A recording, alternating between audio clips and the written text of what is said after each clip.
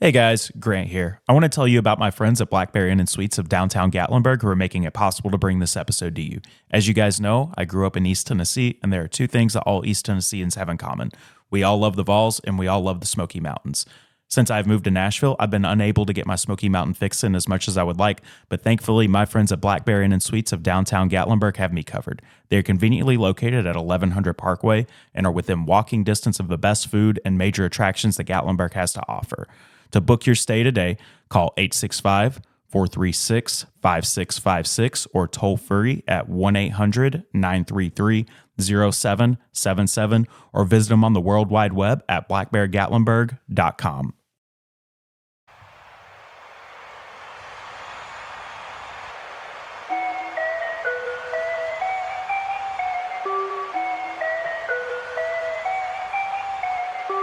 Frank Banley.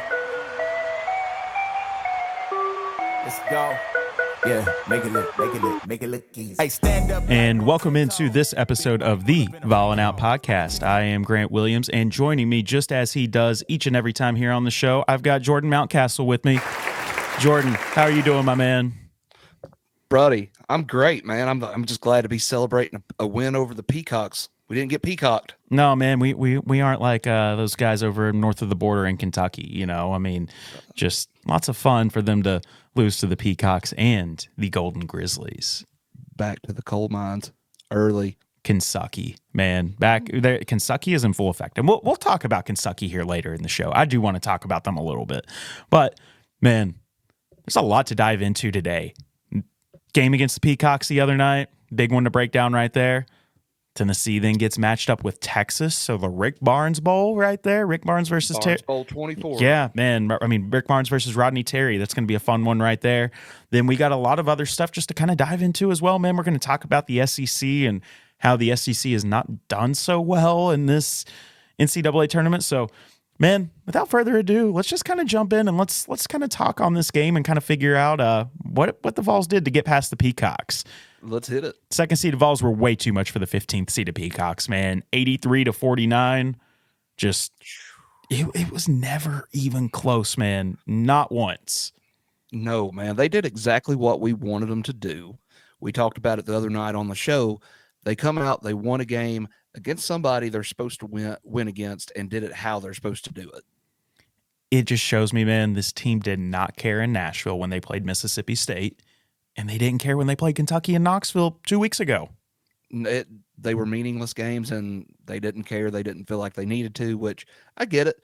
I'll say this, though. They looked well-rested and ready to roll last night. Yeah, they did, man. I mean, shots were falling left and right. I mean, it was just a great game overall for a lot of players on the team, and it was really good to get to see that.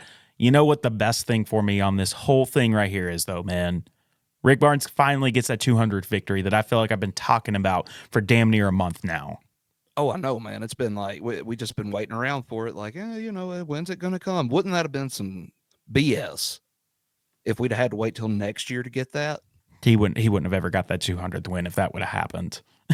That's true. That's true. He would have packed it up early and said, you know what, guys, it's been a really good career, but I'm tired of this shit. Right. It's been real. It's been fun, but it ain't been real fun. See you later. Yeah, pretty much on that, man. But the biggest thing when it comes to this right here, the Vols keep on dancing, man. Yes, sir. Got to stay alive. Got it. Just staying alive, buddy. We're like the Bee Gees.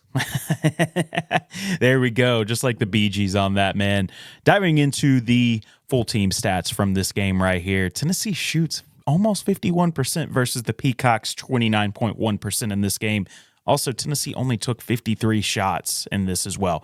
So much, much better from that horrible showing in Nashville. Man, they were a lot more efficient yesterday. They looked like a well-oiled machine. Oh, yeah. Just ripping net and just doing it, man. At one point, I want to say right before halftime, I seen that they were shooting almost 65%. That's incredible. Man, well, you know what the biggest one for me here is? I sat here the other day while we were doing the show in person, and I complained and I complained and I complained about the three-point shooting percentage. 11 of 24, 45.48%. Money. Bert said it best right there. That's all I can say. I love that one. Versus the Peacocks, man.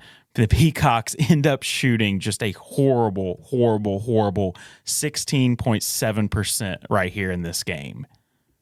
Man, Lord. Like, I don't even know what to say about that. I'll tell you what to say about it. They couldn't have hit the ground with their hat yesterday. How about that? I mean, you're not wrong on that, man. They couldn't have done nothing if they tried. No. And that was the best part about it. It really was, man. Diving into the free throw numbers, Tennessee 18 of 25 for a 72%. Peacocks 13 of 19 for 68.4% in this game. Tennessee 47 rebounds versus 21 for the Peacocks. That right there's the ball game. That and the three-point shooting percentage, man. Yeah, that you're 100% spot on with that, man. Like, they just Adu, Tobe, everybody, man, they ate on the glass yesterday. We talked about that the other night with Rich too. I felt like that was something both of us did, that was something that they could really exploit with St. Peter's, and they did last night, dude. There was St. Peter's didn't have an answer. No, hell no, they didn't, man. They had nothing they could work with on this, and it really showed in this game. I mean, the offensive boards were 13 versus 8 for them. They only grabbed 13 defensive boards, where Tennessee grabbed 34. Just, it's a night and day difference right there. 19 assists versus 3 for the Peacocks. Wow.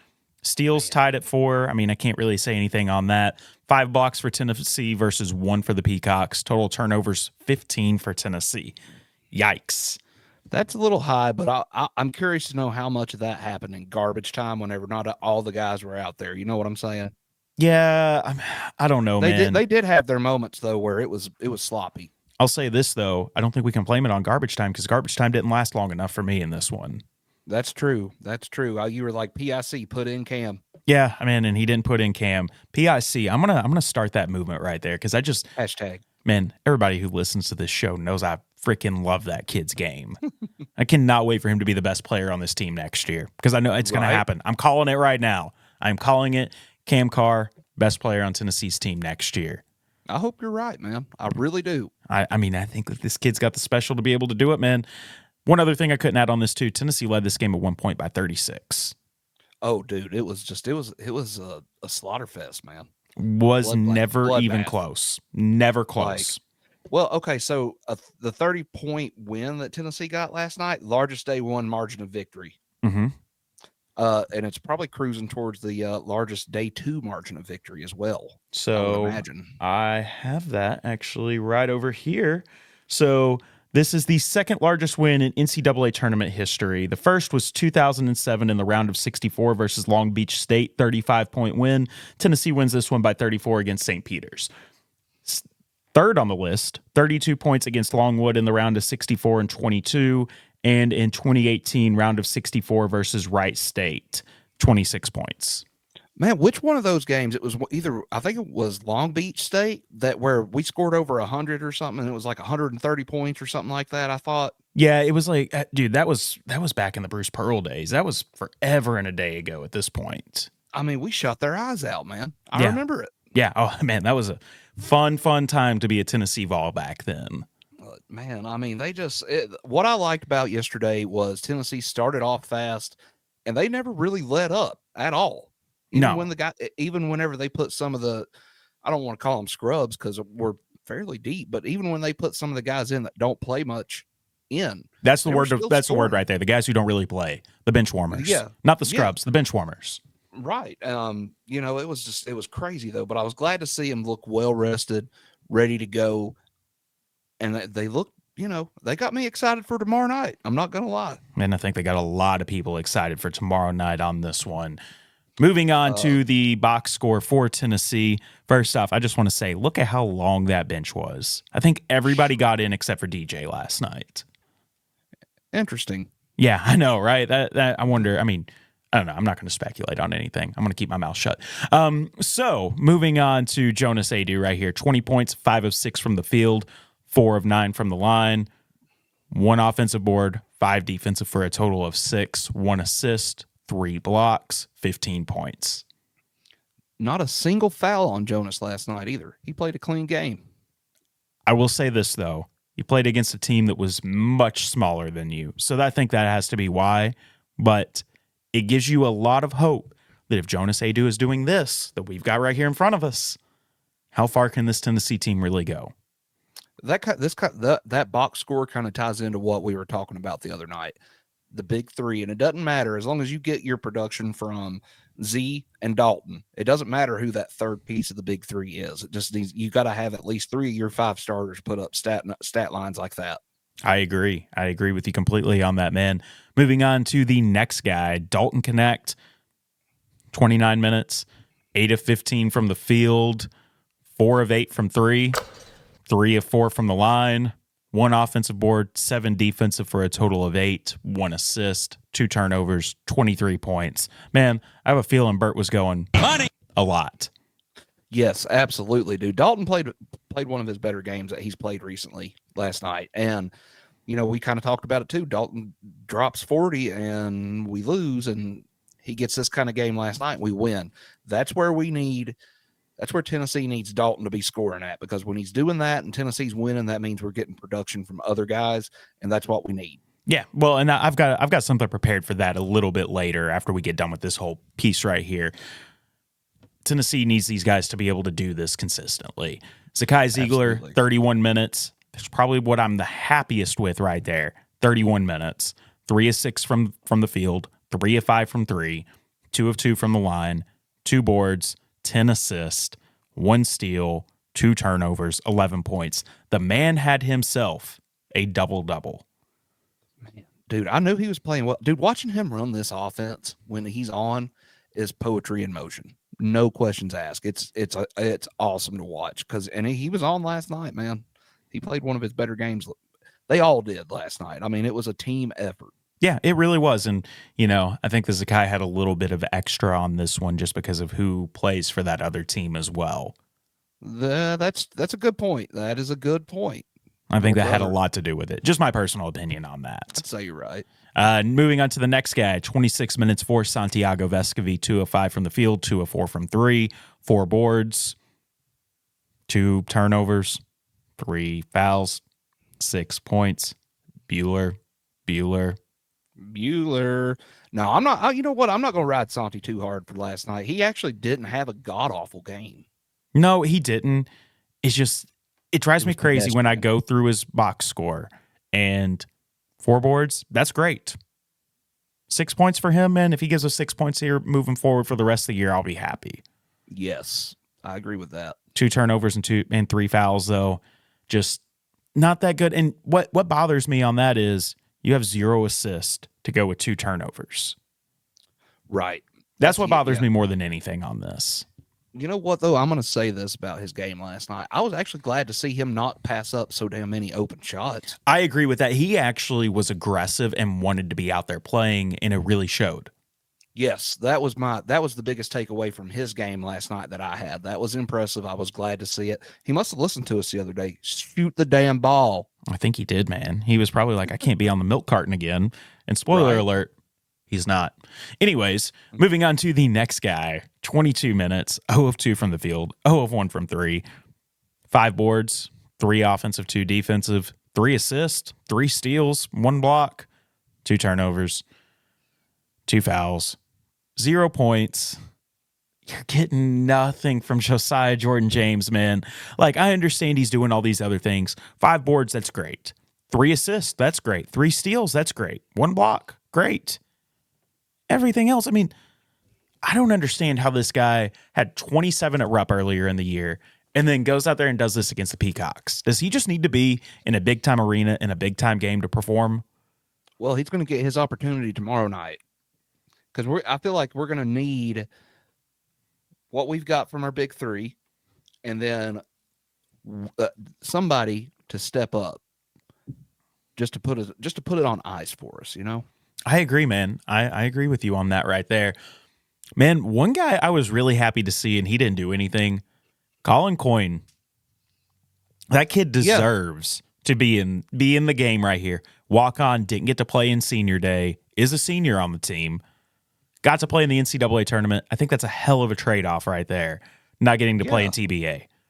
Absolutely, man. I was glad to see that too. It was a cool story too. Like they talked to him after the game. I seen it kind of floating around Facebook and stuff. He was very emotional talking about it, and that was cool to see. You know what I'm saying? Well, man, there's kids that dream about playing in that tournament, and he Yes. got to do it. And it was only 1 minute, sure, but he deserved it. I'm glad he got it, and it's just good to see. I'm only going to touch on just a couple of the bench guys, and you can touch on some if you would like to as well. But for time constraints, I don't think we can touch on every single one of them. Tobe Awaka in 11 minutes, which was reduced by injury. Very concerning when it does come to that. But we'll hear from Rick Barnes later in the show, and he kind of talks on that as well. Yeah. 3 of 4 from the field, 2 of 2 from the line, 4 boards, 1 assist, 2 fouls, 8 points. Can't really complain on that. JP Estrella, 8 minutes. 2 of 4 from the field, 2 of 2 from the line, 1 board, and it was also an offensive board. So it's good to see people get that. 2 turnovers, 1 foul, 6 points.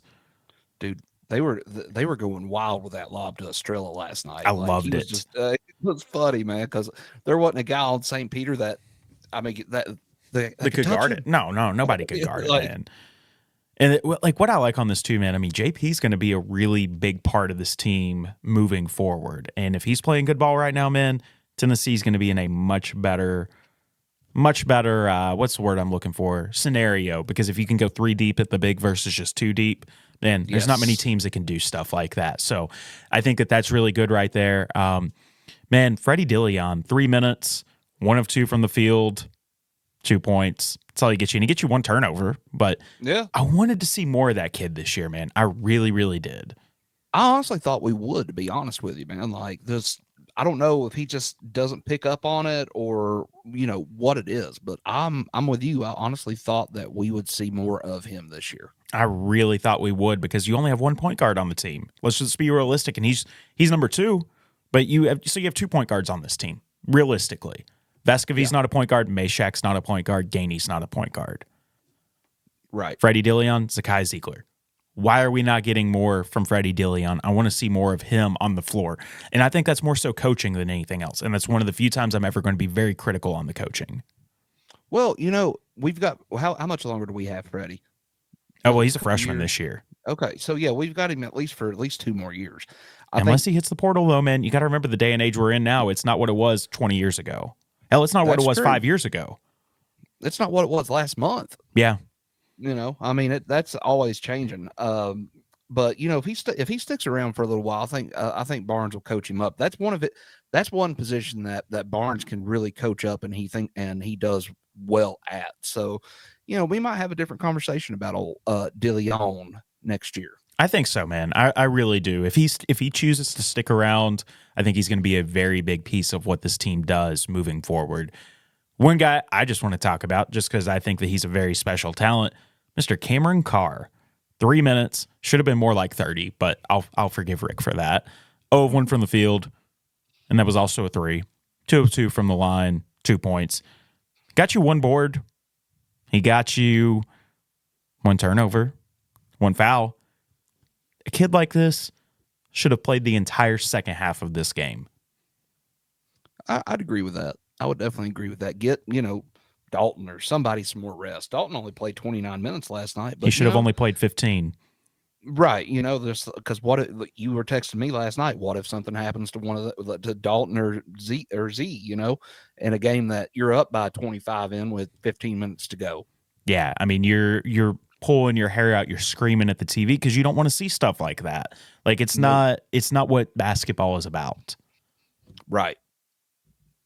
So 100%. Moving on to the next guy, Jordan Gainey, 21 minutes, 2 of 4 from the field, 1 of 3 from 3, 1 of 2 from the line. Got you 3 assists. Also got you 2 turnovers. Also got you 3 fouls, but he got you 6 points. Yeah. If you get that consistently from a man, I'm okay with that.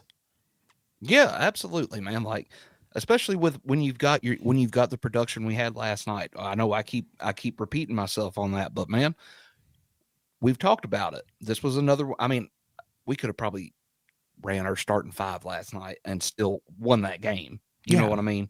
But when you get the kind of production that we had last night off the bench, I mean, the bench scored you 24 points. You get that most times, you're winning a ball game. Oh, hell yeah, you are. Normally you are. know? I mean, I want to see more stuff like this, basically, is what I'm trying to say. The last guy I want to talk about on this, Jabari Meshack, 21 minutes, 1 of 4 from the field. That was also a 3. So, man, I mean, your guy was doing his thing right there. Best 3-point shooter on the team. Yeah, I'm not going to fall for that, but I'll give you this. Money. We'll give you that right there. Got you 1 offensive board, 5 defensive for a total of 6, 1 block, 2 fouls, 4 points. It's what Shaq's going to give you, man. There's nothing you can complain about when it comes to that. No, absolutely not, man. And one thing, too, I wanted to talk about, I didn't really touch on it while we were looking at the box, at the team run down there. 25 free throw attempts last night. I'm happy with it. That's where they need to be at. I am too. That's where they need to be at. And they're going to have to do that tomorrow night to get that win. I agree. Any of the bench players stand out to you that we normally don't get to see that got to play in this game?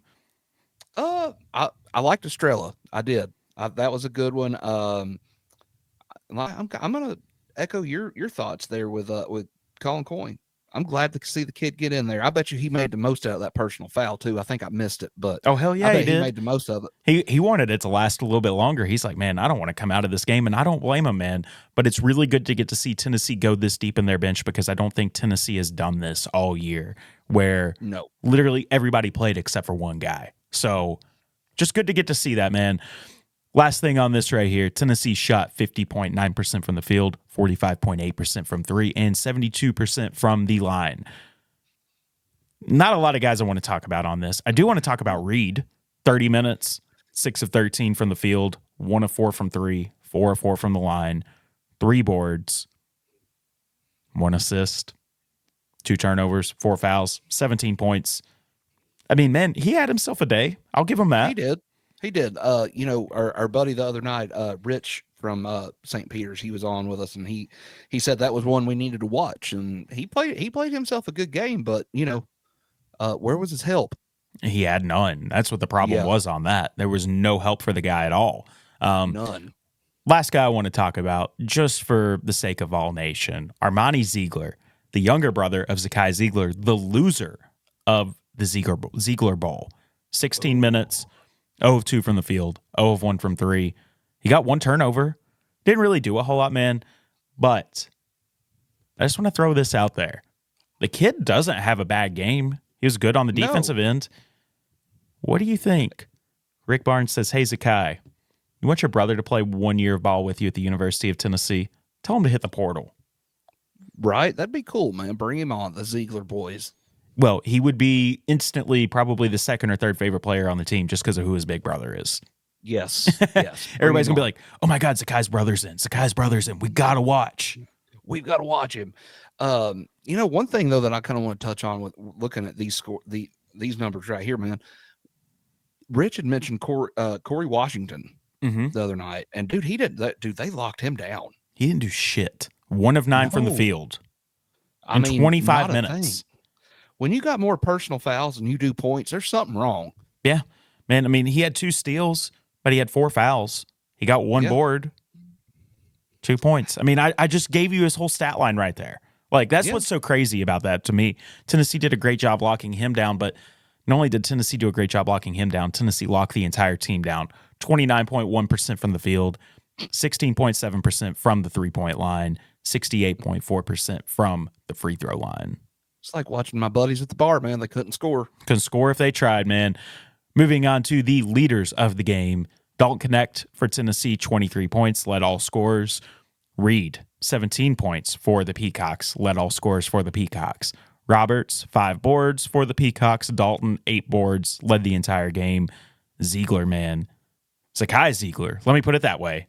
Z, double Z's, ZZ Top, 10 assists. ZZ Top. 2 turnovers. Hell of a day for the young man. And then Reed, 1 assist, 2 turnovers. Leader in assists for them. Don't know how that's possible. But, man, that was a fun one right there to get to watch last night because things were much different than how it could have went. And in a day where a lot of SEC teams didn't really do well, and we'll talk about that later in the show. Yes. But it was good to get to see Tennessee be the one to do what they need to do. But man, let's hear from Rick Barnes and let's see what he had to say on Thursday night after the game against the Peacocks. Let's do it. Jones of the Austin American-Statesman. Well, kind of two-part question. You've played Texas before, but now, Rodney's their head coach. You guys have a good relationship. How difficult is it to play someone you have a good relationship with? And then the second part is, what stands out about this Texas team? Well, one, it is tough when you are playing against guys that have been a part of my career for a long time. He and Coach Haith, Chris Ogden, so many guys there that helped us while I was there and were a big part of our success there. So yeah, it's always tough when you do that because we all are close. We still we stay in touch with each other. We talk throughout the year. But when you look at them, the fact that they one got one of the all-time great scorers that can get going, but I like their balance, and I haven't watched them a lot. I really haven't because I just want to allow myself to do that. I couldn't even tell you who's in our bracket right now other than when we came here, we knew it was the three teams other than ourselves. But I have great respect for Rodney and Frank Haith and Chris Ogden, guys, again, and I know that they're going to be very well prepared, and it's never easy, but those guys probably know me as well as anybody, and they know how I think, and but I think if you ask both of us, would we rather be playing someone else, the answer would be yes. Joe Wright. Aaron Beard with the AP. You mentioned you liked your team's focus, taking care of business, the way they came in. What did you, in the days leading up, I guess you don't always know exactly how your guys will start until they're out there, but did you see what you wanted to see all week leading up to tonight as well? We did. That's a really good. We did because you know what, we were concerned because our league. I truly believe we had the most competitive league in college basketball this year. When you go down the last week, when you could end up in a 5-way tie for first place, and we really went at each other. And I was concerned about how hard we all had to fight at the end of the year, all fighting for a conference championship. But we'd lost 2 in a row, and one game.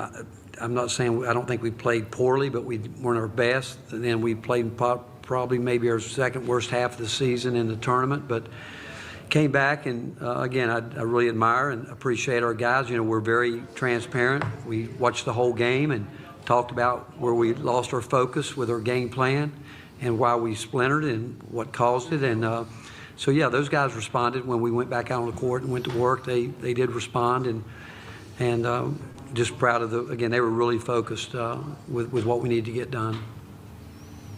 Third row. Hey, Rick. Mark Cannizzaro from the New York Post. How would you characterize your defensive performance tonight, particularly against Corey Washington, and how much of your size advantage do you feel like that smothered them a bit? Well, we do think that, they're a team that, if you look at them, they're really an inside two-point shooting team, and we worked hard on guard post-ups. We knew they were going to try to get there and back down, and we spent a lot of time not wanting to give them a lot of room to operate and try to use our length when he wanted to pass out of it, make it hard for them to whip it to the other side. And I thought we really did a good job staying in those gaps early, and even when they run really good stuff. They're really well coached, and but we were focused on the details, and that was important. Then I do think our size has helps us. There's no doubt in terms of deflections, trying to just take away those windows where they can whip it back to the backside. Then follow up. I do have one quick follow-on related a little bit. You had a pretty good long moment with Bash on when you on the handshake line. Can you share maybe the message you might have given him? I just told him I think he's got a great future, and I thought he had done a great job. And what I'd say, getting to this tournament's hard, and when you get here, right now it's tough when you lose because believe me, they came into this game expecting to win. And there's no doubt with what they had done 2 years ago and with a team that got it going here at the end. And they hit us at a time when we played well. But I watched him, and as we were getting ready, and I'd met him years ago, I think when he was at St. Benedict's, and we talked about that for a second. But he's got a great future ahead of him. But his team's extremely well coached in the fact that he knows his team. He knew where he had to try to get them in spots to win the game. And that's where, back to your first question, I think our length was a factor for us. Second row. Wes Rucker with 24/7 Sports. Rick, with Tobey there, what happened when he kind of went out for a while with the leg, and is he all right? Yeah, he's okay. You know, he felt like he had a little something with his, I think his right leg, hip up high or something. But yeah, we could have played him more, but you know, we decided not to, just to make sure, because you know, Tobey's one of those guys that sometimes he won't tell you the truth. He just wants to play so badly that we weren't going to take a chance with him, even though he felt like he could go a little bit more. They had kept him, I think, warmed up out there in the hallway a little bit, but he could have played more, but we just decided not to do it. Third row to our left. Lauren Walsh from WSMV4 in Nashville. Yeah. Hi, Coach. It seems like a bit of a nostalgia tour for you, back in your home state, now playing Texas. How do you balance some of the more sentimental things tied to your past with the task at hand to win? Well, I've got great respect for my time at the University of Texas, and I've got dear friends that they'll be friends until the day I die. And like I said, great relationships with much of that staff. But I've been gone 9 years, and I'm a Tennessee Volunteer. And the time I had there was, special because there's a lot of people there that touched my lives, and we've had a lot of people that have left that program and done extremely well. But I think the good Lord for coming to Tennessee was a blessing. I maybe didn't know it at the time, but I couldn't have asked for a better way to be in a position where my career will end. And when we get ready to play, I can assure you that Rodney and his staff are going to try to win that game as hard as we can, and I can tell you we're going to try to do the same thing. And that is what Rick Barnes had to say after the game on Thursday night against St. Peter's. Man, normally I ask you for your takeaway, but I have one takeaway I just want to throw out here first before I ask you. Sure. Rick Barnes saying he is blessed to finish out his career at the University of Tennessee, and he said he maybe have not seen that as a blessing when he first came here. Whenever he left Texas, he's like, oh, I got to go somewhere else. I've still got to work is kind of what I'm taking from that. Now he's like, oh, I'm with the real UT. Horns down. We're going for the gold right here, baby. Go Vols. Horns down, baby. Yeah, man. I kind of picked up on that too whenever he said that. And I think that might be a little foreshadowing. We've had that discussion before, and I think that might be what's coming down the pike, depending on how far we go. You know what I mean? Yeah, I mean, man, my opinion on this is I think that this is probably his last year no matter what happens. Just me thinking out loud here. I think he's probably like, man, I'm about tired of doing this. And I don't really blame the guy if he is. Just throwing that out there. I could see that for sure. One thing I thought was kind of funny was when girl there kind of introduced herself, he was like, yeah, the silver fox, son. Man, I know who that girl is. I see her on TV in Nashville a lot. Google her. That's all I'll say right there. Right. Anyways, man, lots of stuff to unpack from that right there. I really hear him talking about the Texas one more than anything right there. Like, yeah, we kind of wish we weren't playing them. They kind of wish they weren't playing us, but it's the draw we get. And this is a matchup made for TV right here, man, at the end of the day. We talked about it on the special the other night. We talked about it on the show the other day. Kind of whatever. The committee knew what they were doing. Oh, hell yeah, they did. Ton of entertainment value in the Midwest region alone. You know what I mean? Oh yeah, man. It's without question on that. Lots of really good teams are playing in this bracket, but lots of an entertainment factor right there, man. But you know what that means? Teams. If we just heard from Rick, you know what time it is. Player of the game, baby. Who do you think it is, man? Give me your best guess. Man, we got two to pick from. I'm hoping it's Z. It could be Z or Dalton, though. Let's see, man. It's our main man, Zakai Ziegler. Man, that makes me happy. He did. He played a phenomenal game yesterday. I mean, you can't. It's hard. We say it all the time. You can always make a case for Dalton. Z played a better game than he did yesterday. More complete, I should say. I mean, I love Dalton, but I'm kind of tired of him being player of the game all the time. He's got to drop 45 for me to make him player of the game again. He's got to drop 45. Somebody get it to this man before 8 p.m. tomorrow. That soundbite right there. Yeah. 45, you're player of the game, Dalton. Hell, I don't care if Tennessee gets blown out by 90, you're player of the game if you drop 45. Well, that means he's the only one who showed up if that's the case. But man, you also know what time it is if that's going to be the case. Oh, man. Josiah Jordan James, you are on the milk carton. Hashtag milk carton kids. I mean, he's a regular on that. That's for damn sure. Yeah, man. It kills me, man. It kills me. I hate putting anybody on the milk carton, and I know we make it, a fun thing. We don't mean it in any type of way, really. But man, I get tired of seeing the same faces on it. It's been 2 pretty much. I mean, 3. Tobey really kind of controlled it in the beginning, and then we could go 4 deep on this, man. Man, I mean, I can toss up another one there if you want me to. Mr. Gainey. Yeah, I was gonna say. I mean, this guy right here. You are also on the Volling Out Milk Carton, Jordan Gainey. Yeah, that's a rough one right there, man. Lots of fun guys you can put on that one. Hell, we could go ahead and toss Santi up there too if we want to. We're not actually going to do that, guys. Let's run to break. Come back. We're going to take a trip around the SEC. Talk about what's happened in the NCAA tournament for these SEC teams. Going to talk a couple of other things right there as well, and then we're also going to talk about Kentucky. So make sure you guys stay tuned because I think me and Jordan are the 2 happiest people in the world after what happened yesterday. So stay tuned, guys. This next segment is brought to you by Three Kings of Cardboard, the go-to spot to upgrade your sports memorabilia collection. Check out their Facebook group and eBay page at Three Kings of Cardboard. I have dealt with them personally and will not deal with anybody else. My favorite item from them is my Jalen Wright 1-of-1 Bowman U Superfractor that they have pulled me. Check out our friends at Three Kings of Cardboard today.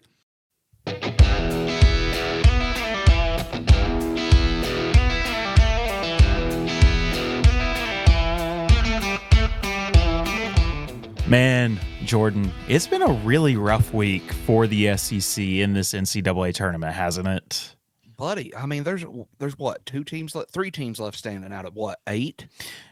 2 currently, possibly 3. Well, I mean, that Alabama game's not over with, but we'll go ahead and say that it's 3. So, yeah, you've got 3 that are currently still standing in this, man, and good Lord, man, the conference that was supposed to be the best all year long has just taken an L left and right, and some teams, man, were really surprising for me in this. Is it time to take a trip around the SEC brought to you by our friends at Three Kings of Cardboard? Let's jump on it, son. Man, let's do it.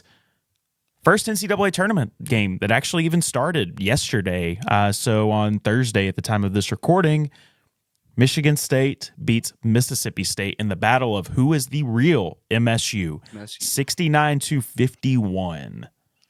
Izzo, man. He just gets them ready for the tournament like nobody else, man. Goes January, February, Izzo. Yes. I tell you what, that UNC Michigan State game might be a doozy. Better buckle up for that one. I'm excited for that one on Saturday, man. I think that's going to be a lot of fun.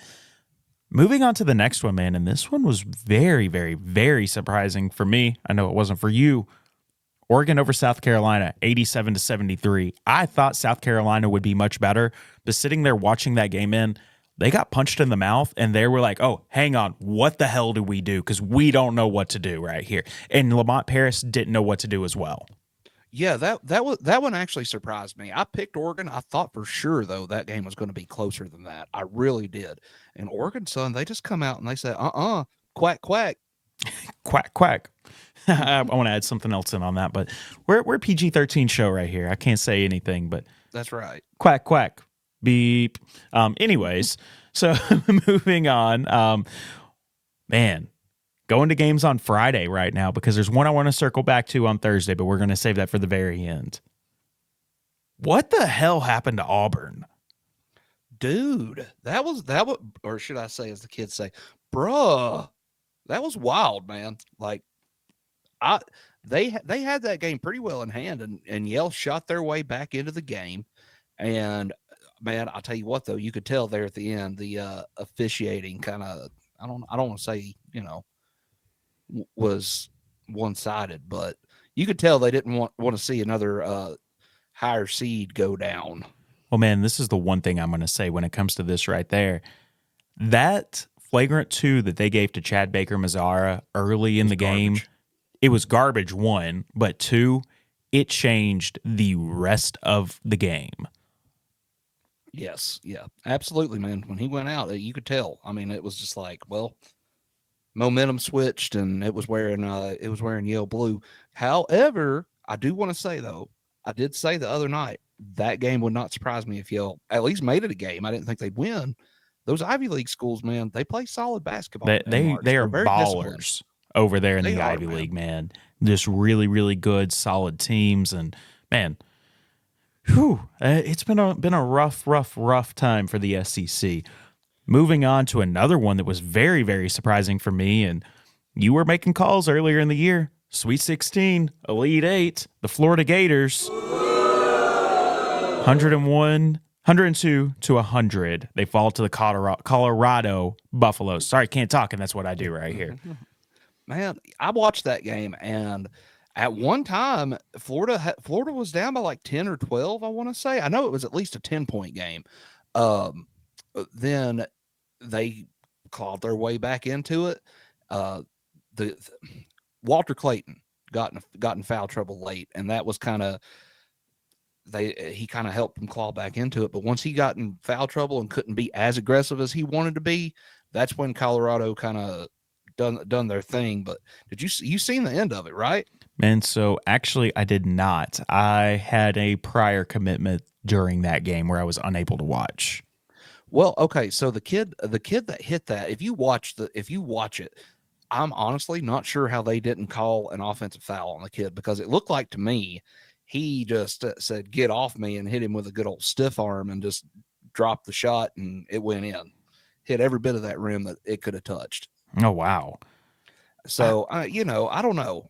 It seems like they're wanting to let them play a lot in this tournament so far. Which is great. Yeah, that's great. That's great. But there's certain things that they're calling that you're like, man, that shouldn't have been called. And then there's certain stuff that they let go, and you're just like, my God, he stabbed him. Example, the Chad Baker-Mazara flagrant 2, where he tweeted out, LMAO, y'all soft. Right after he went to the locker room, and he was right to do that. I need to hit up Ben and see how he's doing after that one, man, because that was a rough game right there. I literally caught the last like 20 seconds of it and couldn't believe it. Yeah, that call was softer than baby poo. Man, that just sucked right there. There was nothing fun about watching that one right there on that one. Moving on, man, the Fighting Buzz Williams. Has Texas A&M figured it out? They may have, man. I mean, they made a good run in the SEC tournament. They won their first game, and they look good tonight doing it. 98 to 83, man. Here's what's craziest to me about this game, though. This is no SEC thing right here. This is about Nebraska. Yeah. Nebraska has never won a game in the NCAA tournament. Wow, really? I know, dude. I could not believe that when I heard that on the radio today. That's really surprising. I mean, how many schools have never won a game in the tournament? That's what I want to know. We need to do some digging on that and figure that out for the next show. I agree. That's your homework right there. Write it in your handy dandy notebook. That is your homework for this next show right here on that. Man, so there is one game that is currently going on before we go to just my favorite game of the entire tournament so far. Alabama is handling Charleston 95 to 64 with 7:28 left in the second half. Safe to say the SEC is going to get 3 teams advancing onto the round of 32. 7.5 minutes left in the second half, and Alabama scored 95. That's what I'm saying. What? Holy Santa Claus shit. Man. Like, how did they do that? They're going to hit 150. No, they won't hit that. I wonder if Nate Oates, let's see if he's put in how deep he's gone. Let's look in this and just see. Man, he's only went 5 deep on his bench so far. That's about to change. That's about to change. Put the water boy in, Nate. Yeah, I think Nate's about to do that, man. Well, man, do we want to talk about Kentucky? Who? Kentucky. Who? The Kentucky Wildcats, man. The Wildcats. I loved that game. honestly the best basketball game we've had all weekend. Take the Kentucky hate out of it. Best game of the round of 64, and it's not even close. Yeah, that was a phenomenal basketball game, dude. I'm just going to tell you right now, I'm just glad somebody else got smoked by a below average size white guy that got up 20 and hit 10 of them. Man, so the Oakland Golden Grizzlies tear up the Kentucky Wildcats 80-76. Man, Kentucky's got a lot of stuff that they really need to figure out over there north of the border right now. Yeah, they do, but you know what? It tickles me to death. Tickles me to death to watch that. Dude, how long has it been since they won a first round game? Oh, man. So it has been a long, long time coming on that. And let me get my note pulled up on this right here. So just going off this right here. Kentucky was 19-0 against teams seeded 14 or lower prior to 2022. Since then, they haven't won a game against one of those teams. Wow. So they've been bounced the last 2 years by a 14 or a 15 higher seed. Good That's kind of Lord, crazy. dude. So diving into this, man, 2018, 2019, they made the regional final, bounced by a 5 seed. 2019, 2020, there was no tournament due to COVID. 2020, 2021, Kentucky didn't even qualify for the NCAA tournament. Well, 21-22, first round exit to the St. Peter's Peacocks, who were a 15 seed. 22-23, second round. Don't know who they lost to. They lost to a 3 seed. First round, yesterday, to a 14 seed, man. The Golden Grizzlies. Just had to do it one last time right there. Just love that sound. Man, what do they do with Calipari? I was just getting ready to bounce that off of you, man. What do you think? Oh, brother, this guy stinks. I mean, that's my honest opinion right there. I hate the guy. Man, I can't stand him. I don't like him either. And my thing about it is like I guess it's where he's been for us to have that kind of disdain for him. You know, Memphis, Kentucky, whatever. If I was him and Kentucky said, you know what, we signed you to a lifetime contract, but we're going to fire you. Shoot, you give me that check and you tell me which door you want me out of and what time you want me out of it. I'm there. You know how much his buyout is right now? It's like 30+ million. 31.5 mil. You tell me when. Yeah, all you need to do is call up the Beam family or the family that owns Buffalo Trace or one of those distilleries up there and say, hey, we got to get rid of Slick Suit. What can you guys do for us? Right. And then, okay, so then who do they go after that? That's the next question. Man, so there's 2 phone calls I'm making, and I'm saying this for Tennessee as well. If Tennessee ends up having to go through a coaching change in this offseason, if Rick Barnes decides to hang it up, there's only 2 guys I call in the entire country, and if they both tell me no, then I've got a longer list. First phone call is Nate Oates at Alabama. Second phone call, Bruce Pearl at Auburn. Well, I would say the second call, if you're Tennessee, won't happen. Yeah, I agree with that. Just because of who it is and what went down. Like, I mean, I think a lot of people would be happy with it. I would be. I know you would be. Oh, hell yeah, I would be. But, you know, been there, done that, got a T-shirt. Don't go. It's kind of like divorce. You don't do it again. Ain't that the truth? Heated up food never tastes the same twice. Always remember that. Right. I will say, though, heated up pizza or cold pizza even is better. That's the worst take you've ever had. Literally the worst cold take. Cold pizza? That's the worst take. Anyways, let's get back on track. Man, if I'm Kentucky, Nate Oates or Bruce Pearl, that's the 2 phone calls I make. Nate Oates, Bruce, or Rick Pitino's kid. Start, bench, cut? Let's do it.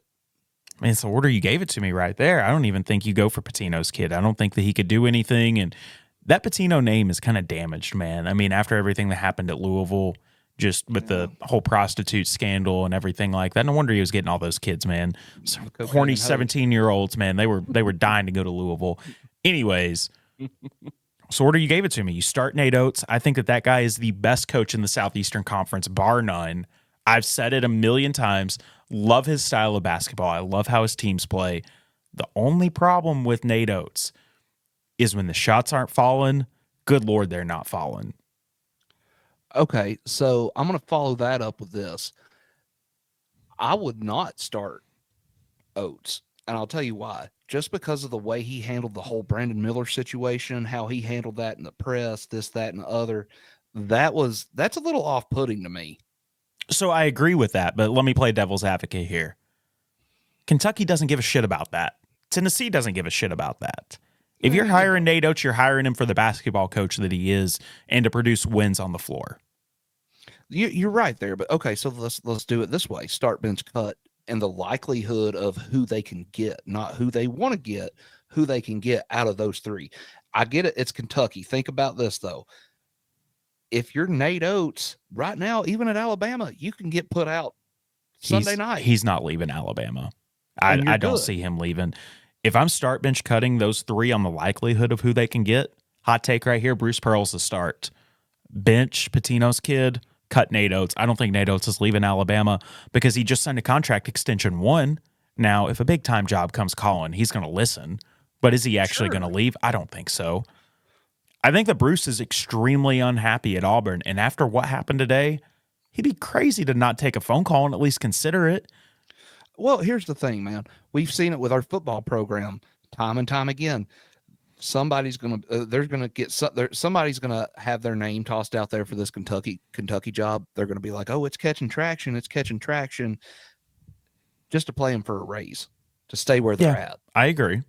And that's just smart business. I don't disagree with you right there, man. I think that is very accurate, and that's what a lot of people are doing. I think Bruce is unhappy at Auburn, man. I really do. There's been a lot of grumblings that he doesn't want to be there anymore. I mean, the Ohio State job, the Louisville job, his name's been connected to all that. There's some high-profile jobs out there that he could get if he wanted. That would take him in a heartbeat if he left Auburn. Yeah, I agree. I think that Kentucky would be the one that could take him away. I think that, honestly, if he was ever going to leave, he would really want to end back up at Tennessee. I mean, you see it on his face when he's at the Food City Center.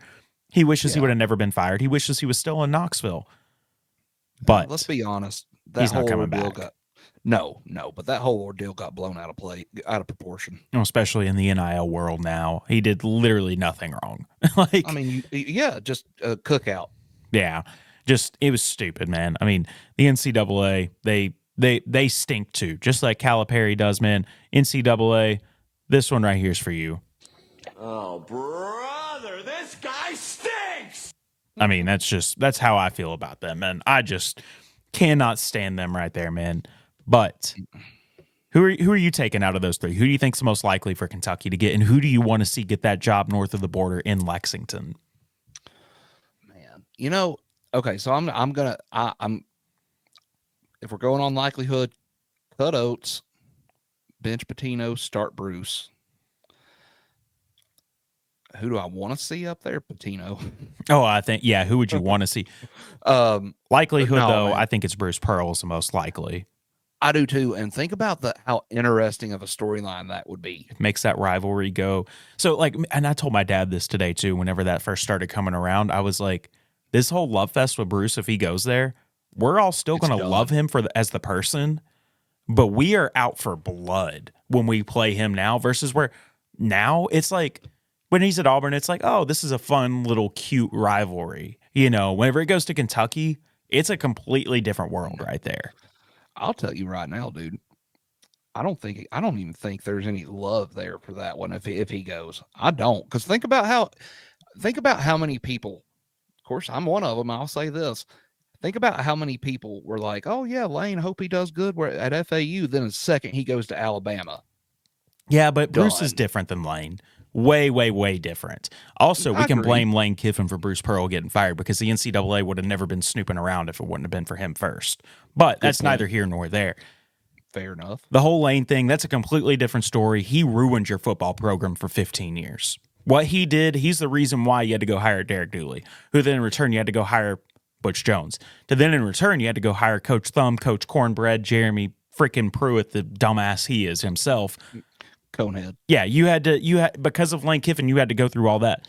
Bruce Pearl getting himself in trouble, man. It made you go down a windy road for 4 years where you're like, I don't know about this.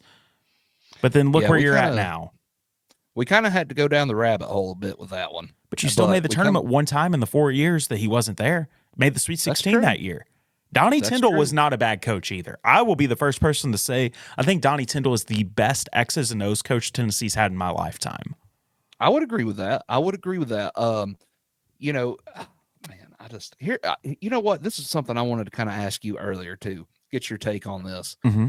Those play-in games. Okay, take out the play-in games for one of the 16 seeds because you're just a sacrificial lamb in that game. You know that just as well as most everybody else does.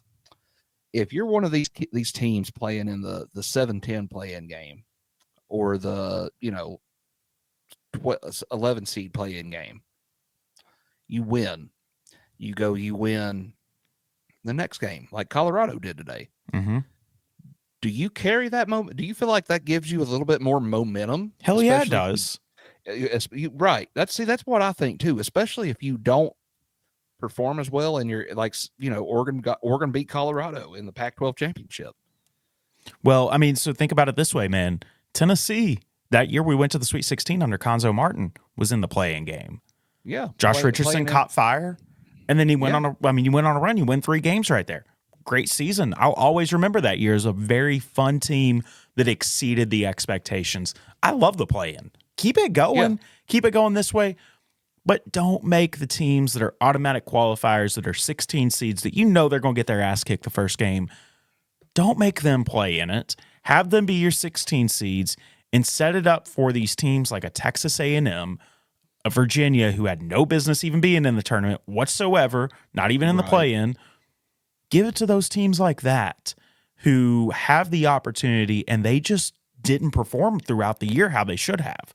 Don't give it to, Grambling State. Don't give it to Norfolk State. Don't give it to teams like that. Texas A&M. Tennessee, if Tennessee doesn't perform, should be the one playing in it. Sure. Not one of these small schools, man. I don't agree with that. A Stetson, a Wagner, a Grambling State. Give them the bid that they deserve. Yeah, absolutely. They wouldn't, if they're good enough to win their conference tournament, they don't need to be playing in a play-in game. No. And here's what I think too. Those 8-9 matchups. You just, and I'm only doing this because you mentioned Texas A&M specifically. They're in an 8-9 matchup, right? Yeah. Make your play-in games for a. I'm with you. Get rid of the 16 seed play-in game. Make it for a 5-12 matchup. 6-11 match. Give me all the 11 seeds they have to play in for those spots. Do that. They would be more competitive, I think, and there would be more interest in them, I think. Because I'm sorry, I don't want to watch Wagner and Stetson duke it out for 16 seed just to see who gets to go get their ass whooped by Purdue. Yeah, I'm not having any interest in watching that. I'm still going to watch it just because I'm a degenerate and I love to watch it. But there's no way I'm going to do that, man. So last thing before we run to break, man, how busted is your bracket? Buddy, I don't even know. I know that my Final Four is still intact. Mine's not. Most of my Elite Eight is still intact. I think I've lost one. I've lost 2 out of my Elite Eight and 1 out of my Final Four so far. Thanks, Texas Tech. Thank McNeese State. Right. Fighting Will Wade's and the Fighting Aaron's. That's what I'm going to start calling him since my buddy Aaron went to Tech. Real quick, though, did you see the end of that Kansas-Sanford game last night? Bullshit. Yes. Bullshit. I will be the first person to say, you're just getting me riled up now. This is going to make me madder than Meshack being the best three-point shooter on the team. The refs only called that to give Kansas a shot. Yes. Out of all people, Kansas? Come on, man. Sanford deserved that, and they were screwed, and that is bullshit. I like it. Get them, Grant. That makes me angry right there. Anyway, since you got me so worked up, man, we got 2 great guys coming on from the Texas Longhorn Fan Battle Podcast to help us break down the massive game on Saturday night. Vols versus Longhorns, 8 o'clock, CBS. Let's run to break. Then let's jump in with the boys and let's talk about it, man. Yes, sir. Hey, guys. Are you all anything like me? You have a hard time getting out of bed in the mornings until you get that first drop of caffeine in you. If so, I want to invite you to give our friends at W a try. W has created a jitterless energy blend. It comes in a powder, you drop it in a shaker, water in it, shake it up, you're good to go. There's no calories, no fillers, no artificial colors, and no sugar in it. So you don't get that sugar crash you would normally get from an energy drink that you would go get at the gas station. My favorite flavor is Beach and Peach, which is a white mango peach. And let me tell you guys, this stuff tastes amazing. If you guys want to give them a try, go to w.gg on your web browser and type in promo code VALLINOUT for 10% off. VAWLINOUT for 10% off.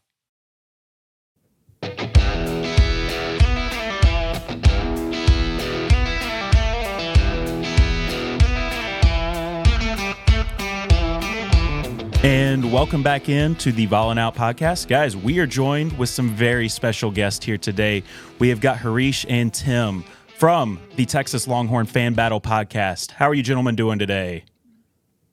Doing good, man. Thanks for having us on the show. Doing well. Glad to have you guys. Yeah, we're ready for it, guys. So, massive matchup tomorrow against the Texas Longhorns for the Tennessee Volunteers. What can Vol fans kind of expect from this team? What's gotten Texas this far this year? I'll take that one, Tim. No, I'll let you go for it, man. I'll let you rock out here. You know, honestly, I don't know what's gotten us so far this year. I mean, if you look at how this Texas team has played, it's been really up and down all season, right? I mean, sometimes they've played really well at stretches. We've seen them kind of fall against really bad teams. I mean, we look at the game against West Virginia, who's the worst team in the Big 12, but then you almost come like a hoop away from beating the Houston Cougars, who's the best team in the Big 12. You could say that about a lot of teams in the Big 12 because the Big 12 is such a competitive conference. But for this team in particular, it really runs through two guys, Dylan Dessou and Max Abesmith. And Max Abesmith, as we all know, is the Old Dominion star who transferred to Texas this year, who led Old Dominion on their Cinderella run. I believe that was last year or 2 years ago. And then Dylan Dessou is the star player that hurt his knee in the NCAA tournament last year in the second round before, Texas really had a good shot at getting to the Final Four. This team plays very well defensively, actually, but offensively can be a little bit handicapped at times. Man. Sounds like you just have a guy from the Rick Barnes coaching tree coaching over there. I mean, almost mirror images of the teams is what it seems like. Yeah, almost like he's been here for over 10 years. Right. I'll tell you what, man, you guys put the clamps on Colorado State last night. Yeah, that was really shocking, actually. But it's one of those games where they came out. Kendall Weaver, who's a guy that I love. I think he's going to be an absolute star. He's going to be a stud here. He's just a freshman. He's the nitty gritty guy that kind of is the glue to this team. He's the guy that's going to go get down on the floor, get the loose balls. He's going to be running all over the floor. He hasn't really developed a shot offensively yet, but he's just a freshman. But defensively, the dude is a beast. Yeah, he played well last night, man. I mean, he owned it. Yeah, he did. I mean, this Texas team is really similar to Tennessee in a lot of different ways. One thing that I've noticed is you guys really pride yourself on the defense right there, just like Tennessee does. Kind of goes back to what I said earlier. Rodney Terry's coached under Rick Barnes for a long, long time whenever they were both at Texas. Who's the best offensive player for this Texas team? I know a lot of people would think Dylan Dessou, but personally, I think it's Max Abes. I don't know how to say his name. I don't like butchering people's names, but to me, I feel like as he goes, the team goes. He seems to be unlike Weaver. He seems to be a little bit more in control when he has the basketball. Weaver can be a little loose with the ball, and that's one of the things that's been kind of frustrating throughout the year. Is that in times they look really good, right? That first half against Houston a couple weeks ago did not look really good, but that second half was perfect, right? We agree that they look good in spurts all throughout the year, just like my man Harish was saying that you can't lose to the best team in the conference and then come up a bucket short to the best team. But I think Abes or I can't really. Max, I was going to say Max. That's an easy name right there, isn't it? Yeah, Max is way easier. I feel like Max is, a little bit more in control, and as far as just keeping things going. We know he's a guard. He's not really that big, but it just seems like the team flows a little bit better when he's on the floor and when he's got control. That makes sense. I was looking at his numbers, man. He's a pretty efficient 3-point shooter. I mean, 36%, and he's 42% from the field. So I mean, he can do it. He's hit some big shots throughout the year. He's really gotten us and kept us in a lot of games throughout the year as well. Now, Max A. Smith, he was the guy who was at Oral Roberts on that run that they had that went to like the Sweet 16 or the Elite 8, wasn't it? Yep. Gosh. I couldn't remember if it was last year or 2 years ago. I think it was 2 years ago. Yeah, I think it was 2 years ago. That's the Max. That's Eight Smith. Is this his first year at Texas? Yes. Okay, so he spent his time at Oral Roberts until then. Wow. Yeah. So I think what's interesting about Matt A. Smith is I think it was he was really brought in to be a 2 guard because he is just a shooter. So he was probably brought in to be that shooting guard, but as the G League goes, so did our recruiting class. So we lost 2 5-star guys from the state of Texas, Ron Holland, and the other guy just kind of escapes my mind. Thankfully, I don't know if you guys know this, but the G League is actually going away starting next year. The whole G League or just the G League Ignite? I think the G League Ignite is going away. Yeah, I saw that earlier today. I think that's a good thing. I mean, the kids can make as much money playing in college, if not more now, than they could going to the G League. And I was never really a fan of that system to begin with. Yeah. It kind of ruined college basketball, if you will. You see a lot of these teams that are making runs today. Yale today, Oral Roberts a couple years ago. FG. These are veteran teams that have guys that stick on these teams for 3 or 4 years. But you have these other teams that have much more talent, but they're all a bunch of one and dones or maybe a couple year guys. So I think it'll really also help with the health of college basketball because the health of college basketball is actually suffering. It's the worst it's ever been right now. Yeah, that's for sure. So very excited. So we've talked about a couple of different players, but one question I do have here. We all know Dalton Connect is the SEC Player of the Year. In my opinion, should be the National Player of the Year. Best player that Rick Barnes has had since Kevin Durant. Easy enough to say that. I think we all can agree with that. Who's going to be the one guarding him? Yeah. I'd probably take my stab at Kendall Weaver, but I don't know that there's one guy that can just guard him by themselves, right? They're going to have to be able to switch. They're going to have to be able to throw multiple defenders on him. He's a very athletic guy. So I think Dylan Mitchell is somebody that's very underrated, probably our most athletic guy, and I think that's somebody that Tennessee could struggle with on the defensive end from their side. But he's also a really long, lanky guy, and somebody that can get his arms up and hopefully force some difficult shots there. I think that's something that Dalton struggles with against too. Yep, it is. He has a hard time against the lanky defenders that can really get up in his grill right there. So for our sake, I am hoping that is not what's going to happen right there. So next thing I got for you guys right here as well. Let's talk about Rick Barnes. I think everybody is going to want to know this right here. I mean, Rick Barnes has been in Knoxville for 9 years now, 200 games as of last night with the Volunteers. So by far his second best stop in his tenure. What's your all's opinion of Rick Barnes now that he's been gone for as long as he has? I'll be completely frank. Like at times I do miss Rick Barnes, but like me and my partner here, Harish, we were talking in regards to just how unstable things have come in the past, how the ebbs and flows of basketball. We really didn't establish ourselves as a powerhouse. There's been points in time where we looked really, really good. We talk about the year where Texas goes in North Carolina, beats the brakes out from North Carolina, but they couldn't get past the Sweet 16.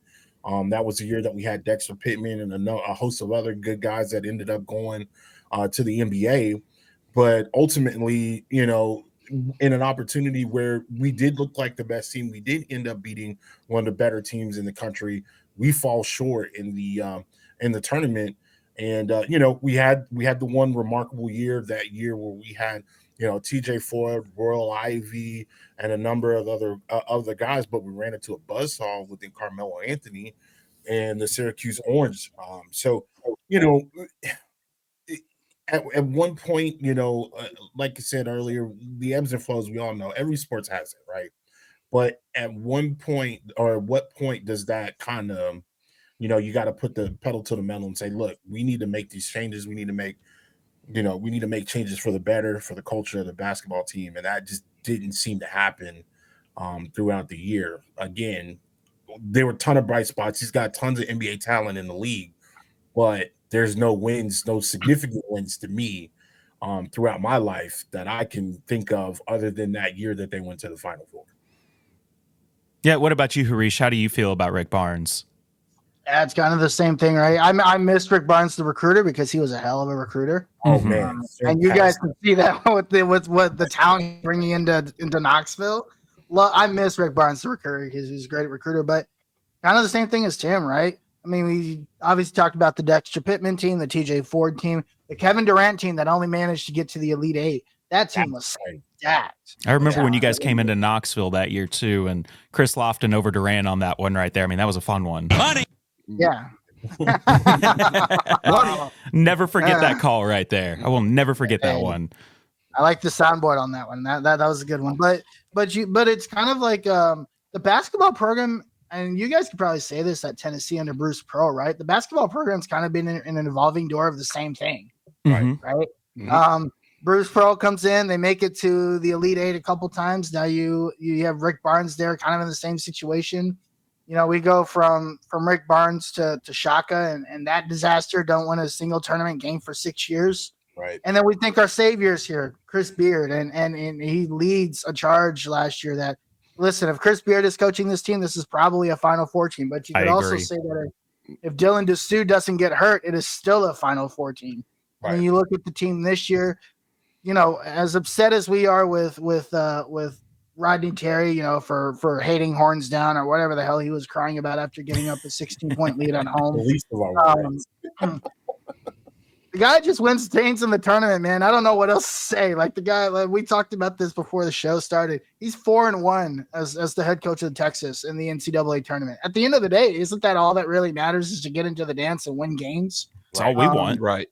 Yeah. So, yeah, I think from a recruiting perspective, I miss Rick Barnes because there's so much talent just in Austin. We don't even need to go to Dallas or Houston for talent.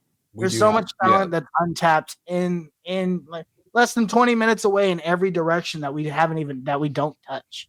Right. Dylan Dessou being from 20 minutes campus and coming to Texas was a coincidence. Because as you guys know, he was at Vanderbilt and he gets hurt and he comes home. Mm-hmm. How about right? How about that? Yeah. How about how dominant he's looked over the last couple of weeks? Yeah. Who was it? I'm sorry. Who was it? Tim? Shed. The point guard for Houston. Oh yeah, the point guard for Houston. Oh gosh, that guy's from Austin.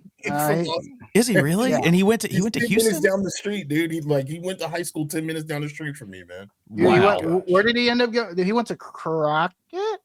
LBJ? Elgin. That's right. Oh wow. So, and he went to Houston, there's man. So much talent here that we have. There's no need for this basketball program. Kind of like we say with the football team. There's no need for Sark, as great as he's doing. There's no need for him to leave the state of Texas to get talent. Right? No. Well, you guys build a football team in the state of Texas, and you'll be just fine every single year. Well, it's just like us. I mean, there's a lot of talent in Tennessee. I mean, all the way from Mountain City to Memphis, and if we're not able to capitalize on that, what are we doing? It's the same with you guys inside of your own state, or let alone your own city. There's so much talent right there. I mean, the state of Texas is known for football and basketball, and you guys can lock both of that down pretty easily, I think, because who the hell wants to go to Texas Tech or Houston or Baylor whenever they have the opportunity to go to UT Austin? Right. For a while there, that looked like a grim thing to do. So it's like, oh wait, let's go to Baylor and win football games because they can't do it at Texas. That was a painful time. Yeah. Ooh. Yeah, I can't even imagine. That's like Vanderbilt being good and people being like, let's go to Vanderbilt instead of Tennessee. Bro. Yeah, well, that won't ever happen again. That's exactly what it was like. That won't ever happen to us again. We lost like a couple to Vanderbilt, and then coaches got fired, and look at where we are now. So that's all I'll say on that. So, guys, it is that time. Let's get some score predictions. Tim, you go first. Give us your score prediction for tomorrow, Vols versus Longhorns. Listen. As much as I want to be a homer, and as much as I'm a fan, right, I'm also very much a realist. Okay, Tennessee, I think your smallest player on your team, your shortest player on your team is 6'2". We got a 5'10" guy sitting on a bench. Listen, I don't think this is going to be a game where we hang in there. Maybe that first half we look good, but ultimately I think we fall to Tennessee. Tennessee's looked real good. I'm looking at a score of 76-84. Tennessee. I think it eventually, we try to climb back. I see us drop, getting in a hole, but Tennessee can run the floor better than anybody in the country. And so I don't think we get to hold up that much. Our offense just doesn't come through at this time. Okay. Harish, how about you? Yeah, I would agree. While I picked Texas in my bracket because it doesn't matter what you pick in your bracket. Right. I think Tennessee's just too good. They're too athletic, like you said. Texas is handicapped offensively, and if Dylan Dessou and Max Aidsmith can't get it going, this could get really ugly very quickly. Right. Which has been the case every time neither of those guys can get through. Obviously, Colorado State was a abnormal thing to happen because Colorado State, they couldn't shoot for anything either, so it doesn't really matter what they were able to do. But yeah, I actually see this being kind of like a 10 to 15 point game in the favor of Tennessee. I'd probably say something like 84-69, 84-70, something like that. Oh, wow. I'm loving what I'm hearing from my guys down here in Texas. Jordan, give us your score prediction before I toss mine in on that. All right, boys. We've played twice in the last couple of years. We've split them both. Y'all took it at home. We took it in Knoxville. 6.5 point spread over unders 146.5. If Tennessee can muster up 80, Tennessee wins. So I'm going to say 80-73 Vols. I'm a little bit closer with Jordan right there. Okay. I've watched both the games that both teams played recently. Teams are still somewhat similar, somewhat not, just kind of depends. Mm-hmm. But what I saw again with you guys against Colorado State yesterday, at the time of this recording, it's Friday. So on Thursday, was a rock fight in that game. If you guys are able to make it a defensive game, we can do that as well. And then that really, it's not going to be it's going to be a very close game, in my opinion. I think Tennessee wins by 3. Give me Tennessee 72-69. I think Rick Barnes is going to be emotional. He said before he did not want to play Texas. He would rather play anybody else right now. And I kind of agree. I do not like this matchup for Tennessee in any way, shape, or form. But I still have the Vols squeaking it out. If your boys come out and punch us in the mouth early, though, it'll be a game because we don't handle it well. It puts us on our heels, and it's like we don't know how to recover from it. So that's interesting. Yeah, you could say the same thing for Texas because more likely than not, we will come out and punch you in the mouth, and then we won't score for about 6 or 7 minutes. So you guys will get back. We'll go on a dry run, and you'll climb right back in it. That's basically how it works for us. Well, you guys know how Rick Barnes is, and we are a very classic Rick Barnes coach team. Can go 7-8 minutes without scoring the ball. Now, I don't think any of us as bad as Virginia was in that first 4 game where they went almost an hour of real time not scoring, but that was ugly. That was hard to watch. Thankfully, we were recording while that game was on, so we didn't have to watch it. We were too, and I was like, we had it on the TV in the studio. We were recording together, and I was like, dude, why do we even have this on?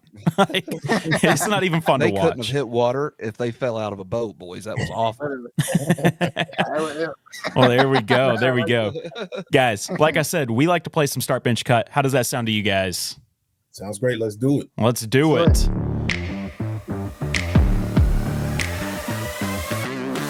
All right, guys, welcome into Start Bench Cut. We are going to go ahead and run off with this. First one is for you guys right here. Give us the best city in Texas to go visit. Start Bench Cut, Austin, Dallas, or Houston.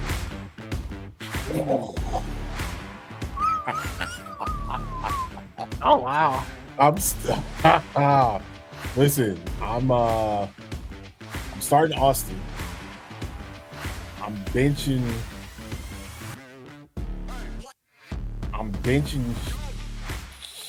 Dallas, and I'm cutting Houston. Ooh, okay. cut. Hey, Oh, I think I would start Austin for sure. I would probably. Hopefully, my wife doesn't listen to this. I'd probably bench Houston and cut Dallas. Okay. Wait, can I change my pick? Huh? Can I change my pick real quick? Go ahead, change it. I would start Dallas. I'd bench Houston. I'd cut Austin. Here's why. Oh. If you cut Austin, Austin is great in certain points of the time of the year. Football season, you want to be here. Concert season between like April and June, you want to be here. Any other time, it's like Not really much going on. Yeah. It's not that there's not much going on. It's like I'm gonna assume you want to get into something. 6th Street is just like every other city. Every other city has a 6th Street, you know. But if you really, really want to embrace Austin, football season is the best time to get here. That's the best time. So year round, I would say Houston, Dallas, then Austin. Okay. Wow. I did not expect that right there from two Texas guys. Benching Austin, cutting Austin. I didn't expect that. So next one right here, and this one is for, I mean, me and Jordan can jump in on this just because we love college basketball. Best player Rick Barnes had while he was at Tennessee, not named Kevin Durant. Start bench cut, Texas, yeah. Best player he had at Texas, not named Kevin Durant. Start bench cut, TJ Ford, PJ Tucker, and Tristan Thompson. Oh, I think that's easy. that's easy, actually. Yeah. Yeah, I would start Tucker. No, I'm sorry, not Tucker. Whoa, what? Yeah, yo, I'm tripping. Yo, the first option was TJ Ford. Yeah, right? TJ Ford. So we'll start TJ Ford because he's a legend. Then PJ Tucker, we cut Tristan Thompson. Because although Tristan Thompson was great, you know, he wasn't around that long. You know, none of these guys were really around that long. But, you know, TJ Ford was the most impactful Longhorn player ever, even more than Kevin Durant. I love Kevin Durant. Yeah, I'd probably agree with that same order, actually. So I'd start TJ, bench PJ, and then cut Tristan. Guys, this doesn't make good radio, but carbon copy on that for me. Yeah. Yeah. I think that's pretty universal right there for all of us. I think you got to cut Tristan just because he dated a Kardashian. Well, yeah, there's not only that, but he was just while he was here on campus, he was great, but he was still limited. He never really got to grow as a player. Yeah. If he was here 3-4 years, we might be having a different conversation, but he just never grew as a player. Yeah, and I agree. TJ Ford, I remember like that ESPN college basketball game. I would like rush home and fire up the original Xbox and just play that all day long with him on the cover. On the cover of it. He had massive basketball shorts. I don't know if you guys have Oh, yeah. gone back and, Oh yeah. There's a picture, Go back and watch those. there's a picture of Rick Barnes and TJ Ford on the sideline, and you can see Rick like talking to TJ. And TJ's pants look like parachutes. Like they Oh, yeah. And TJ's not a big guy, you know what I mean? Like he was probably $160 and he had all these massive basketball pants. Anyway, I when I think of TJ Ford, I remember those times, yeah, for sure. Oh, yeah. I think everybody remembers him for the shorts almost more than his game, but then he was nice on the court, too. Yeah, for sure. He just had to stand out with ridiculous shorts. I don't know why he chose to do that. So another one right here. Texas is a big barbecue state. Tennessee is as well. Ooh. Start bench cut, the best place to get barbecue. Texas, Memphis, or Carolina? I'm starting Texas. That's easy. Yeah, that's easy for me. I've been to Nashville, Tennessee. I love it. Mm-hmm. I've had some barbecue out in Nashville, Tennessee. I got to try spicy a Nashville hot chicken for the first time. Man, it's so good. I live in Nashville, so okay, yeah. So you understand. Oh yeah. So I would say the best place, the second best place is gonna be Tennessee.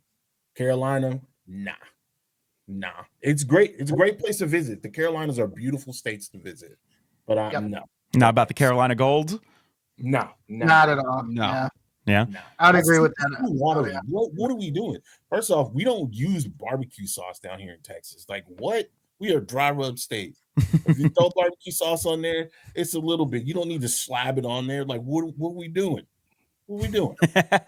Well, guys, seasoning your meat, you don't need all that sauce stuff. Right. Well, guys, I lived in Memphis for a while. I'm going to start Memphis. I'm going to bench Texas, and I'm going to cut Carolina. Carolina Gold, no business being on barbecue right there. Jordan, what do you got, man? Man, I've actually been to Texas before. It's been a long time ago. I was knee high to a grasshopper. Texas barbecue's where it's at, buddy. Oh my God, Jordan. Yes, that's where it's at. I'm a big guy, brother. I love to eat. Yes, sir. I love to eat. Some people eat to live, and some people live to eat. I live to eat. Give me Texas on the start. Yes, sir. Memphis on the bench. I'm cutting that nasty gold, man. Yeah, the gold it throws me off. I can't do with the gold. I've had it. I'm not a big fan. The only way I like it is on wings. See, I've never had it on wings. See, I did have it. I had it on ribs, but again, it was just way too messy, way too watery. I'm not a big fan. I get that. I'm a fan of mustard. It has a little mustard, little kick to it. Yeah. I just can't do it. Just can't do it. I understand that, man. It's not for me either. So one last start bench cut, and it is for the two Texas boys here on the show. Start bench cut, most hated rival for Texas inside of the state of Texas. Start bench cut, Texas Tech, Baylor, or Houston. Oh, you changed it up on us. Yeah, I thought you would go. I was waiting to hear about those Aggies. No, we don't care about them. Oh, neither do we. Perfect. College Station. Y'all been ducking and dodging us for a long time. I can't wait to play on basketball. I can't wait. Houston's not really a matchup, right? Houston was the third option. Right? Yeah. So we have cut Houston.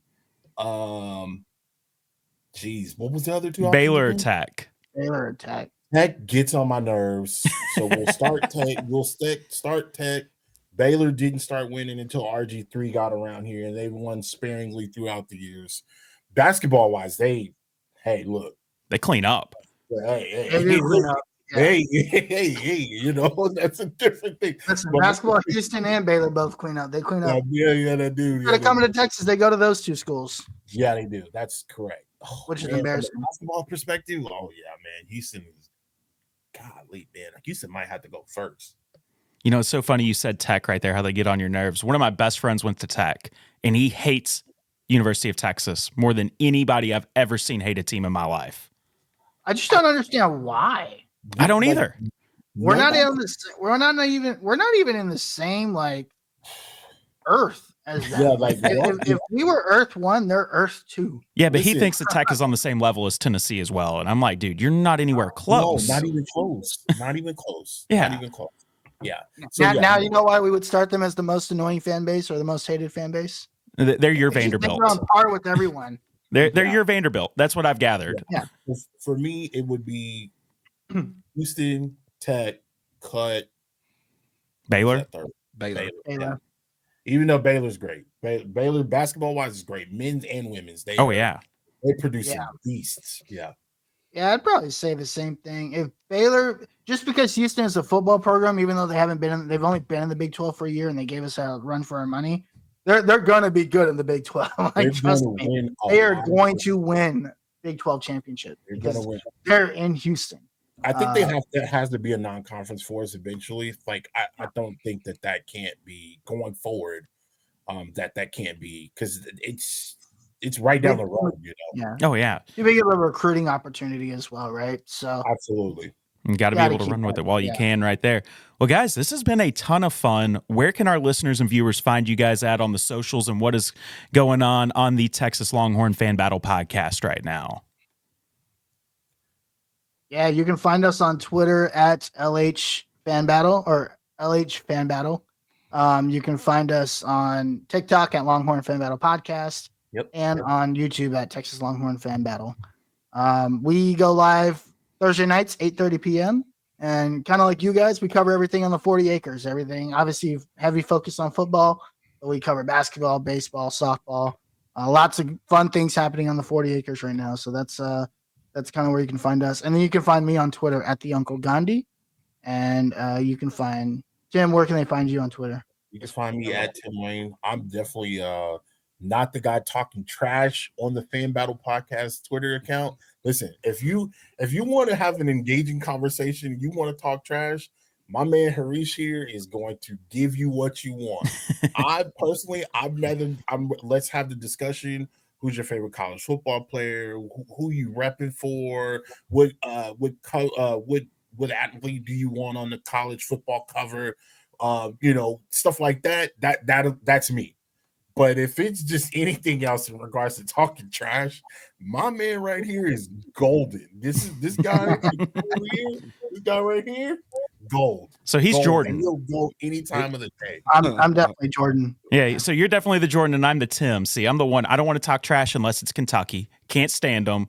Glad that they lost. Back to the coal mines. We call them Kentucky for a reason.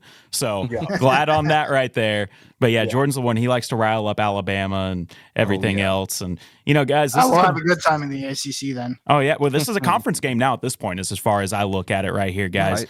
But, guys, this has been a ton of fun. Thank you so much to Tim and Harish right here. Guys, let's have to get together, do this again sometime soon. Football season's coming up. Do all that. But, guys, we're going to end the show as we always do. Go Vols. Go Vols. Welcome. Till Gabriel. If you're looking for the perfect Smoky Mountain vacation, Mountain Romance is your cozy romantic getaway. Starting at $129 per night, you get 2 bedrooms, 2 full baths, and this beautiful cabin will sleep up to 6 people. With an amazing mountain view, pool table, and fire pit, this place has it all and is located within minutes of downtown Gatlinburg. To inquire, go to Airbnb and search for Mountain Romance or email bearslayer2021@gmail.com.